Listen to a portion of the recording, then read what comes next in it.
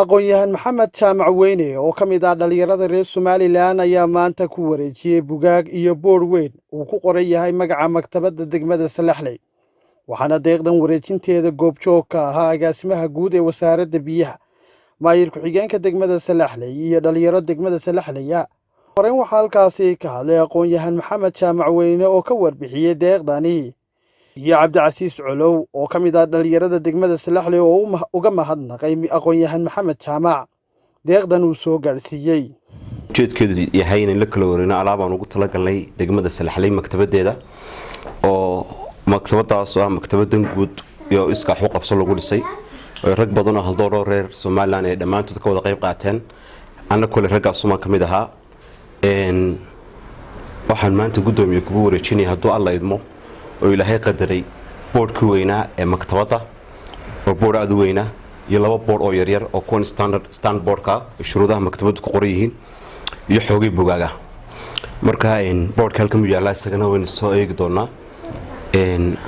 iyo alaabtii kalaba marka gudoomiye ama maayar baan leeyahay igala wareega alaabtaas oo kale runtii aad ugu mahadnaqayaa dhalinyarta degmada Salaxley dhamaantood oo anigoon kala reebeen oo ugu horeeya maayarkii أحمد براله يادوغوا يدمان تودبا ورنتي سيج هارلان وتبرع وجا شقية أرنكا دقمدا يسمى مكتبة أسوير جري لهيد إن سيدو كله وحننا صاحبنا هاي بلنقاد سجنا يدكاية بقول جيت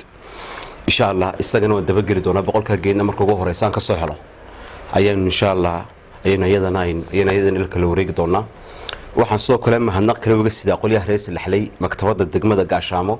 يوم ما يرك قاشامو ورنتي waqtigii hore oo khadar aadan hawsha fududeeyay oo ku wareejiseen ilaa 200 ilaa 300 oo geed meelahaas ee magaalada runtii looga faa'iideystay macbiladii kale magaalada Gaashaamo oo maktabadu lahayd oo maktabadii looga faa'iideeyayna aad baan idinka mahadnaqaynaa iyo aniga ka wakiilo qolyahaasba intaasaan runtii gadaal ka xasuustaan ku darayaa waana mahadsantiin marka hore ilaahay baa mahadlay madashan isugu keena qiimaha badan leh marka xigta waxaan mahad celinayaa agaasimaha guud ee wasaaradda biyaha maxamed tirir iyo maayir ku-xigeenka degmada Salaxley maxamed cabdi haariye xubnaha inagala joogta qurba jooga saaxiibka injineer axmed kuray macalin ceesh iyo xubnaha kale ganacsatada ee halkan joogaba iyo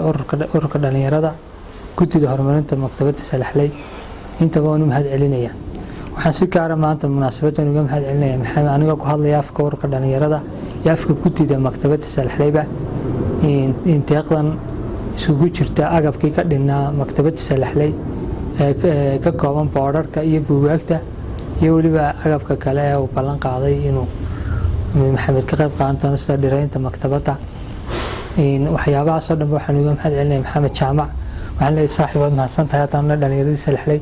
habaalkaas waan ku haynaa degmadana waad ku sumkantay insha Allah iskaashiga kaashaamayo Salaxleyna halkaas ka sii soconaya sidoo kale maayir ku-xigeenka degmada Salaxley maxamed cabdi haariye ayaa aqoon-yahan maxamed jaamac weyne uga mahadnaqay deeqdan uu soo gaarsiiyay degmada maktabadeeda waxaanu yidhi taariikhdu tahay 7 August 2021 waxaan halkan isugu nimid dhalinyarta degmada Salaxley oo ay ka joogaan cabdicasiis iyo khadar agaasime maxamed dirir iyo xubno kale fara badan iyo qurba joogtiiba dhamaantiin aad iyo aad ba mahadsantihiin waxaan sidoo kale halkan maanta aan isugu nimid munaasabadan aan kula wareegayno bugaagta iyo boorkii degmada maxaan ku ramaa maktabadda degmada oo uu ugu tabarucay walaalkeen maxamed jaamac isagoo horena biilboodho iyo bugaag hore ugu tabarucay degmada waxyaabo fara badan oo kalena insha Allah isla mustaqbalka ka qabo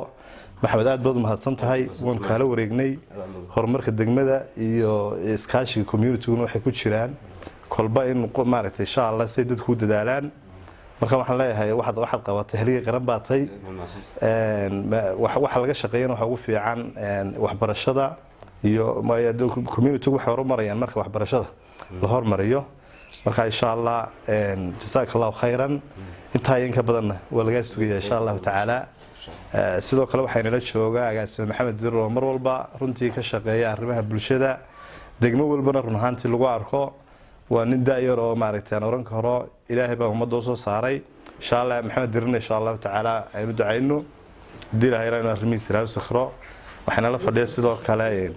Daawud Foundation qurbo joog in ka socda isna halkan Axmed marka insha Allah taala kulli iyaguna kelmadooda ka dhiiban doonaa